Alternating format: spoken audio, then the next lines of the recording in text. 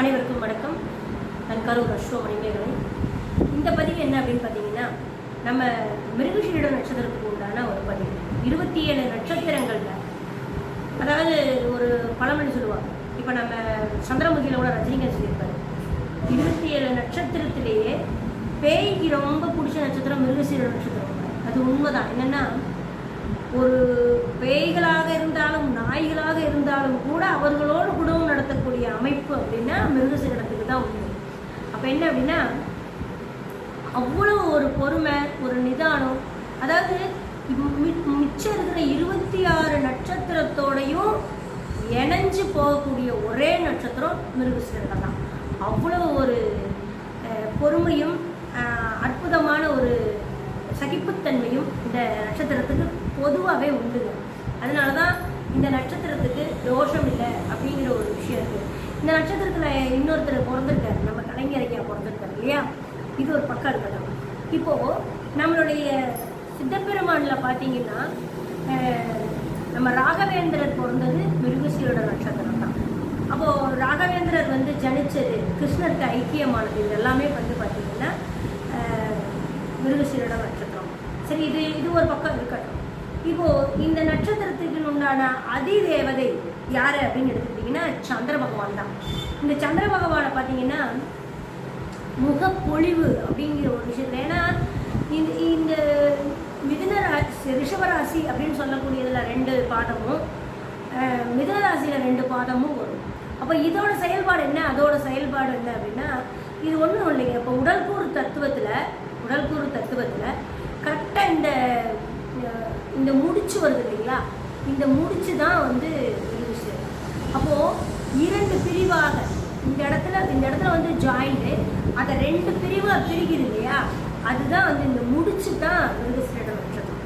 அப்போ என்னென்னா, அதுக்கப்புறம் கீழே இந்த முடிச்சு அந்த சோழா பாட்டில் குண்டு மாதிரி இருக்க முடியாத இடத்துல, அப்போது இதில் இருந்து 2 குழாய்கள், அந்த 2 குழாய்கள் எதுனா திருவாதிரையும் புனர்பூஷம். அப்போது இந்த இடம் தான், இதை பிரிக்கிற ஜங்ஷன் தான் மிருகசீரிடம். அதனால தான் அந்த இடத்துல முகத்திலிருந்து கீழையும் கழுத்துக்கு மேலேயும் இருக்கக்கூடிய பகுதி அப்படின்னா மிருகசீரிடம். அப்போ என்ன சொல்கிறாங்கன்னா, இந்த நட்சத்திரத்தில் ஒரு கிரகம் எந்த கிரகம் இருக்குதோ அவர்களுடைய, ஏன்னா இது உடைவட்ட நட்சத்திரம் இதில் 2 பகுதி இருக்கு இல்லையா? இப்போ செவ்வாய நட்சத்திரத்தில் இருந்தால் சகோதர பாவம், திருமண உறவு உடைபடும். அதே மாதிரி புதன் இருந்தால் மாமனுடைய வாழ்க்கை உடைந்தது அப்படின்னாங்க. அது பொருளாதார பாவமாக இருந்ததுன்னா பொருளாதாரம், ஆயுள் பாவமாக இருந்தால் ஆயுள், அந்த மாதிரி அதை எடுப்பாங்க. உடைவட்ட நட்சத்திரத்தில் ஒரு கிரகம் இருந்ததுன்னா அந்த மாதிரி சொல்லுவாங்க. ஆனால் அமைப்பு அதுதான் 100%. ஆனால் குரு பார்வையில் பார்த்தா அதுக்கு விதிவிலக்கு நிறைய இருக்குது. அதெல்லாம் விட்டுருவோம். இப்போ நம்ம என்னென்னு நட்சத்திரத்தினுடைய குணங்கள் பற்றி தான் நம்ம பேசுகிறோம் இல்லையா? அப்படி பேசும்போது இந்த நட்சத்திரம் சந்திரனுடைய நட்சத்திரமா சந்திரனை அதிதேவதையாக கொண்ட நட்சத்திரம். அப்போ சந்திர பகவானை வழிபாடு செய்வது அப்படிங்கிறது ஒரு சிறப்பான விஷயமா. அதே மாதிரி இதற்கு விருட்சம் என்னன்னா கருங்காலியை கொடுத்துருக்காங்க. கருங்காலியை விருட்சமாக கொண்டது. அப்போ கருங்காலின்னு நீங்கள் ஒரு கோயில்களுக்கு பார்த்தீங்கன்னா, இந்த கருங்காலி, இன்னைக்கு கருங்காலி மாலை போட்டுக்கிறது, கருங்காலி கட்டை யூஸ் பண்ணுறது இன்னைக்கு ஃபேஷனாக போச்சு. பிரேஸ்லெட்லேருந்து நம்ம மாலையிலேருந்து எல்லா சாவி குத்துலேருந்து நிறைய கருங்காலி மாலை யூஸ் பண்ணுறாங்க. அது நல்லது அப்படின்னா, மிருகசீரிட நட்சத்திரத்துக்கு அவ்வளோ ஒரு தன்மை இருக்குது. என்னென்னா, பாசிட்டிவ் வைப்ரேஷனை இழுத்து கொடுத்து நெகட்டிவ் வைப்ரேஷனை அண்ட விடாமல் செய்கிற தன்மை. அப்போ பாசிட்டிவ் வைப்ரேஷனை இழுத்து வச்சுக்கிற பவர்ங்கிற ஒரு விஷயம் கருங்காலிக்கு உண்டு. இதுதான் அங்கே இருக்கிற கான்செப்ட். அதனால தான் நீங்கள் அந்த முந்தைய காலத்துலலாம் பார்த்தீங்கன்னா, ஒரு கோயில் கற்ப கிரகத்தில் அப்படின்னு போனோம்னா, கற்ப கிரகத்துக்குள்ள இந்த நவரத்தினங்கள், தங்கம், வெள்ளி, காயின்ஸு இதெல்லாம் கற்ப கிரகத்துக்குள்ள அடியில் போடும்போது பார்த்தீங்கன்னா கருங்காலி கட்டை போடுவாங்க கும்பாபிஷேகத்துக்கு முன்னாடி. அது எதுக்குன்னா, நல்ல பாசிட்டிவ் எனர்ஜியை இழுத்து அது நம்ம அந்த ஒளியின் மூலிமா, ஜோதி மூலிமா நமக்கு பிரதிபலிக்கிறதுக்காக அந்த கருங்காலி கட்டை கொடுப்பாங்க. அப்போ எவ்வளோ ஒரு கருவறைக்கு அடியில் போட்டு புதைச்சி வைக்கக்கூடிய அந்த கட்டைக்கு இவ்வளோ பவர் அப்படின்னா, இப்போ கருங்காலி மிருகசீரிடத்துக்கு எவ்வளோ பவர் இருக்குன்னு யோசிச்சு பாருங்க. அந்த மாதிரி பாசிட்டிவ் வைப்ரேஷனை இழுத்து கொடுக்கக்கூடிய, அதனால தான் பேய்களுக்கும் பிடித்த நட்சத்திரம்னு சொல்கிறது. அது தப்பாக எடுத்துக்கக்கூடாது. அவ்வளோ ஒரு அற்புதமான நெகட்டிவ்ஸை கூட பாசிட்டிவாக மாற்றி கொடுக்குற பவர் அப்படின்னா மிருகசீரிடத்துக்கு உண்டு.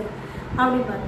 சரி, கருங்கால் எப்படின்னா அடுத்தது வந்து இதற்கு கொடுக்கப்பட்ட விலங்கு என்ன அப்படின்னு பார்த்தீங்கன்னா பெண் சாரை, சாரப்பாம்பு. நீங்கள் நம்ம இப்போ சாரப்பாம்பு என்ன சொல்லுவோம்? மஞ்ச சாரை இப்படிதானே சொல்லுவோம். சாரை, மஞ்ச சாரை. அப்போ வந்து அந்த அந்த இருக்கிறது மஞ்சள்ங்கிறது என்னங்க? செவ்வாய் தான், மங்களக்காரன். அதனால வந்து மஞ்ச சாரை. அப்போ இந்த மஞ்ச சாரை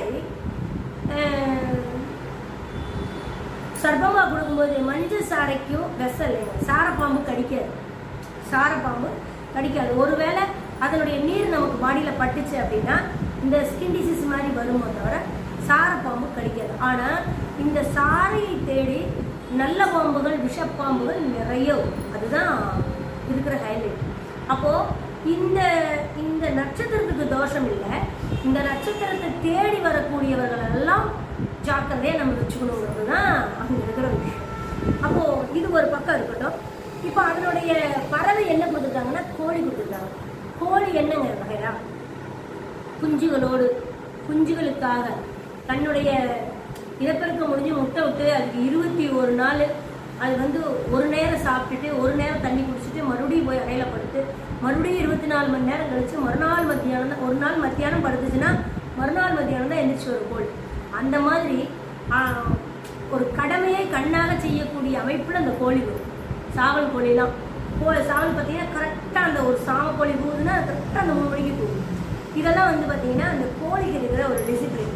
அதே மாதிரி குஞ்சுகளோடு நீங்கள் எவ்வளோ பெரிய கருடனோ சர்ப்பமோ இந்த பறவைகள்லாம் வந்து குஞ்சை தூக்கிட்டு போக வந்துச்சுன்னா பறந்து அடிக்கும். அதுக்குன்னு ஒரு வேகம் வரும். அப்போ குடும்பத்துக்காக தன்னை அர்ப்பணிக்கக்கூடிய பவர் அப்படிங்கிறதுலாம் கோழிகளுக்கு உண்டு.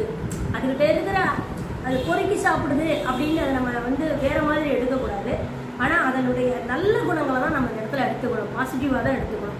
அது மட்டும் இல்லை, இதனுடைய வெற்றி சின்னம் வந்து பார்த்தீங்கன்னா நெற்றிக்கண்ணாக கொடுத்துருக்காங்க. ஏன் அப்படின்னா நீங்கள் இந்த தனத்தார சம்பத்தாரன்னு ஒன்று சொல்லுவோம் இல்லையா?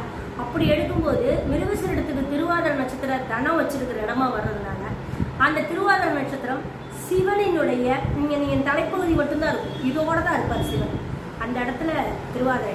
அப்போது ஏன்னா நீலகண்டன் அந்த இடத்துல விஷம் தங்குன இடம் இந்த முடிச்சு தான், அதனால வந்து பார்த்தீங்கன்னா அது திருவாதிரை. அப்போது அந்த சிவனினுடைய நெற்றிக்கண் வந்து இங்கே வந்து என்ன ஆகுதுங்க, நம்ம வந்து வெற்றி சின்னமாக சேராது. மலர்னு பார்த்தீங்கன்னா செண்பகப்பூ எதுக்குங்க இந்த மிருகசீரிடத்தை கொடுத்துருக்காங்க. நீங்கள் இந்த கலர் நீங்கள் செவ்வாயினுடைய நட்சத்திரம் பார்த்தீங்கன்னாலும் செங்கலரில் தான் இருக்கும். ஆனால் இந்த செண்பகப்பூவும் செங்கலரில் தான் இருக்கும். அப்போது இதை கொடுத்துருக்காங்கன்னா ஆனால் அதனுடைய நறுமணம் அப்படியே மனம் கமலும் இல்லையா? அந்த அந்த அந்த நறுமணத்திற்கு ஈடு இணையே இல்லை. அதனால தான் சொல்லுவாங்க வீட்டுக்குள்ளே காம்பவுண்டுக்குள்ளெல்லாம் செண்பகப்பூ வச்சோம் அப்படின்னா சர்ப்பங்கள் வரும். இப்போ சாரப்பாம்பை தேடி ஏன் வந்து விஷப்பாம்புகள் சர்ப்பங்கள் தேடி வருங்கிறது ஏன் சொல்கிறோம் அப்படின்னா, அப்போ இந்த சாரப்பாம்பை செண்பகப்பூ வச்சுட்டிங்கன்னா ஆட்டோமேட்டிக்காக இந்த கமலத்துக்கு விஷ நாகங்கள் அங்கு வரும் அப்படிங்கிறது கணக்கு கான்செப்ட். ஆனால் இதை முருகனுக்கு சாட்டும் போது இப்போ அது ரிஷபராசி மிதுனராசிலேயே அது இருக்குது தகவல் தொடர்பு. இப்போ அந்த செண்பகப்பூ மலர்ந்துச்சு மரத்தில் அப்படின்னா விஷநாகங்கள் அங்கேருந்து அது வருது அப்படிங்கும்போது இதை கம்யூனிகேஷன் சொல்லுவாங்க. அப்போது நம்ம சம்பாதிக்கணும் அல்லது தகவல் தொடர்பு நம்மளோட எண்ணங்கள் ப்ராட் மைண்டாக இருக்கும் பொழுது அதற்குண்டான நெட்வொர்க்கு தானாக கனெக்ட் ஆகுங்கிறதெல்லாம் இந்த மலரின் மனமும் அதை தேடி வரக்கூடிய ராகுவையும் எடுத்துக்கணும். அப்படி தான் எடுத்துக்கணும் பலனை. இதில் இன்னொரு அற்புதமான விஷயம் என்ன அப்படின்னு பார்த்தீங்கன்னா, இந்த செண்பகப்பூக்கு சர்ப்பங்கள் மட்டும் தேடி வரும் அப்படின்னா அதுக்கு ஒரு கெட்டதுன்னு எடுத்துக்கக்கூடாது. அப்போ என்னென்னா நமக்கு அந்த கமிஷன் பேசிக்கல. அப்போது நீங்கள் மிதுனத்தில் இருக்கிற மிருகசீரிடம்னா என்ன சொல்லுவீங்க? லேண்டு புரோக்கர், லேண்டு தரகர், பொண்ணு புரோக்கர். செவ்வாய்ங்கிறது யாருங்க? திருமணத்துக்கு கலத்திரக்காரனுக்கு உண்டான ஒரு கிரகம் இல்லையா? அப்போ வந்து பொண்ணு புரோக்கர், தரகர், கமிஷன் சம்மந்தப்பட்டது, மார்க்கெட்டிங் சம்மந்தப்பட்டது, ஆன்லைன் சம்மந்தப்பட்டது எல்லாமே இதில். அப்போ மண்ணுக்கும் மண்ணுக்கும் கனெக்டிவிட்டி கொடுக்குற ஒரு கிரகம் அப்படின்னு எடுத்துக்கிட்டிங்கன்னா இந்த நட்சத்திரம் மிருகசீரிடம். இவ்வளோ விஷயங்களை உள்ள வச்சுருக்குதுங்க. இதனுடைய அதிதேவதை வந்து சந்திரனுங்க. இஷ்ட தெய்வமாக அதாவது வெற்றி சின்னமாக எடுக்கிறது நெற்றிக்கண்ணு. இதெல்லாம் ஒரு பக்கம் இருக்கட்டும். இதனுடைய குணங்கள் என்ன, மிருகசீரிட நட்சத்திரத்தினுடைய குணங்கள் என்ன அப்படின்னு எடுத்திங்கன்னா, இப்போது 1ஆம் பாதம் அப்படின்னா பார்த்தீங்கன்னா அவர் செல்வந்த, திறமை மிக்கவர், புத்திசாலி, அதே சமயம் ஆச்சார அனுஷ்டானங்கள் எல்லாம் நம்பிக்கை இருக்கார். 1ஆம் பாதத்துக்கு ஆச்சார அனுஷ்டானங்கள் அதாவது என்னென்னா இன்னைக்கு வந்து இந்த ஒரு திதி, இன்னைக்கு இந்த கிழமை நீ விரதம் இருக்கணும், பண்ணணும், சுத்தவட்டமாக ஒன்று செய்யணும், பவ்யமாக இருக்கணும், அதெல்லாம் வந்து வராது. அதிலெல்லாம் நம்பிக்கை இருக்காது. அதே மாதிரி தேச யாத்திரைகள் போகிறதுக்கும், தேசாந்திரம்னா ஒரு நாடு விட்டு இன்னொரு நாடு போகிறாங்க. தேச யாத்திரை என்பது என்ன? நாடு விட்டு நாடு போவது தான். அந்த தேச யாத்திரைகள் போகிறதெல்லாம் ரொம்ப ஒரு சிறப்பான ஒரு விஷயமா இருக்கும் மிருகசீரிடம் 1ஆம் பாதத்துக்கு. இந்த அரிப்பு சம்மந்தப்பட்ட நோய்கள்ங்கிற ஒரு விஷயம் இந்த 1ஆம் பாதத்துக்கு வரும். அப்படியே ஆப்போசிட்டாக 2ஆம் பாதத்துக்கு, மிருகசீரிடம் 2ஆம் பாதத்துக்கு வரும்பொழுது பார்த்தீங்கன்னா உண்மையை தான் பேசுவாங்க, நல்ல உண்மையாக பழகுவாங்க, நம்பிக்கைக்கு தகுந்த மனுஷன். 2ஆம் பாதம் அப்படிங்கிறது வந்து ரொம்ப நம்பிக்கைக்கு தகுந்த பாத்திரமாக இருப்பாங்க. அது மட்டும் இல்லை, சத்தியவான், திறமைசாலி. இன்னும் இவங்களுக்கு பார்க்கும்போது கொஞ்சம் அற்ப ஆசைகள் கொஞ்சம் இருக்கும், கொஞ்சம் முன்கோபம் உள்ளவங்களாக இருப்பாங்க. இந்த மாதிரி கான்செப்ட் 2ஆம் பாதத்துக்கு உண்டு. அது மட்டும் இல்லை, இப்போ நீங்கள் 3ஆம் பாதம் எடுக்கும்போது பார்த்தீங்கன்னா இப்போ மிருகத்துக்கு போயிடும். அதெல்லாம் கொஞ்சம் சாதுவான மைண்டு, நல்லா படிச்சுருப்பாங்க, ரொம்ப ஒரு சந்தோஷ மனநிலை இருக்கும், அசாத்தியமான குணம் இருக்கும். எதையுமே அசால்ட்டாக பார்த்துக்கலாம்போ அப்படிங்கிற மாதிரி மிருகசீரிடம் 3க்கு ஒரு அசால்ட்டான குணம், ஒரு கேரிங் இருக்காது. எது மேலேயும் ஒரு தீவிரமான செயல்பாடுங்கிறது இல்லாமல் ஒரு அசால்ட்டான ஒரு அசாத்தியமான குணம்பாங்க. 2வது, ஆச்சார அனுஷ்டானங்களை கடைப்பிடிப்பாங்க. அப்போது இந்த மந்திர உச்சாரணங்கள்லாம் எங்கே இருக்குதுன்னா மிருகத்தில் தான் இருக்குது. அப்போ இதெல்லாம் கொஞ்சம் 3ஆம் பாதத்துக்கு வந்து பார்க்கும்போது தெய்வீக தேவாலய வழிபாடுகள் ரொம்ப சிறப்பான விஷயமா இருக்கும் 3ஆம் பாதம். இப்போ 4ஆம் பாதம் எடுக்கும்போது 4ஆம் பாதம் எதில் கனெக்ட் ஆகுதுங்க? முடிச்சுக்குள்ளே வந்துடும், முடிச்சுக்குள்ளே வந்துடும். அப்போது இந்த 4ஆம் பாவம் இதே தான். 3 பாவத்தை விட 4ஆம் பாவத்துக்கு 3ஆம் பாதம் 4ஆம் பாதம் கொஞ்சம் சிறப்பானது. திறமைசாலிகள், சாதுரியமானவர்கள். இன்னும் சொல்லப்போனால் ஒருத்தரோட மனசை புரிஞ்சுக்கிட்டு அவங்க ஒருத்தவங்க சொல்ல வர்றாங்கன்னா அவங்க மனசை புரிஞ்சுக்கிட்டு அதுக்கு தகுந்த மாதிரி நடந்துக்கிறதும், சரிங்க அப்படின்ட்டு அந்த நேரத்தில் தெரியாத மாதிரி கடந்து போகிறது, புரிஞ்சுக்கிட்டு பவ்யமாக போகிறது, இதெல்லாம் 4ஆம் பாதத்துக்கு அற்புதமான ஒரு குணம்.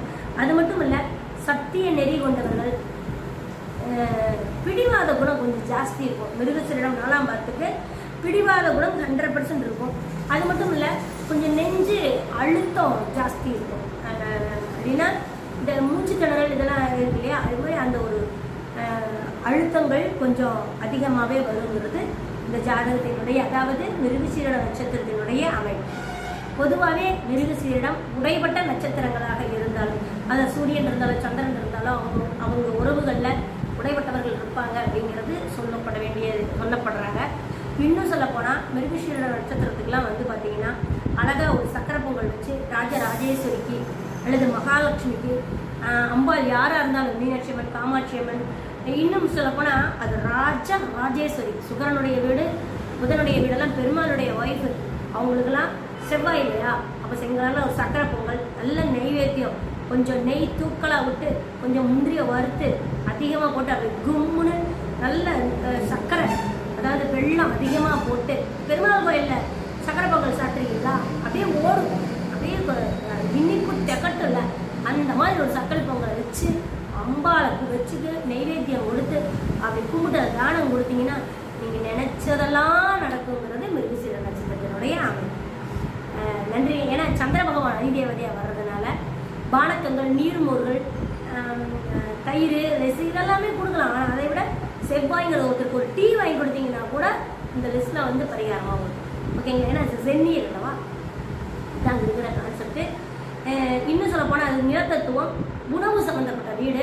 அப்போது லெமன் சோறுங்கிறது, தக்காளி சோறுங்கிறது, இது எல்லாமே அந்த இடத்துல ஒரு வெரைட்டி ரைஸ் தானமாக கொடுக்குறதெல்லாம் மிருகசீரிட நட்சத்திரத்துக்கு போகும். நன்றி, வணக்கம். வேறு ஒரு நட்சத்திரத்தை பற்றி அடுத்த பதிவு பார்ப்போம். விமர்சனங்களும் கருத்துக்களும் வரவேற்கப்படுகிறது. நீங்கள் ஒரு நட்சத்திரத்தை, உங்களுக்கு இந்த நட்சத்திரம் இல்லை அப்படிலாம் நினைக்காதீங்க. எல்லா நட்சத்திரத்தையும் கேளுங்க. ஏதோ ஒரு நட்சத்திரத்தினுடைய டிப்ஸை இந்த நட்சத்திரத்தில் சொல்லியிருப்பேன். அதனால் வந்து நீங்கள் முழுசாக கேளுங்க. யாரோ ஒருத்தருக்கு பயன்படும், அவங்களுக்கு வந்து அனுப்புங்க, ஷேர் பண்ணுங்கள். நன்றி, வணக்கம்.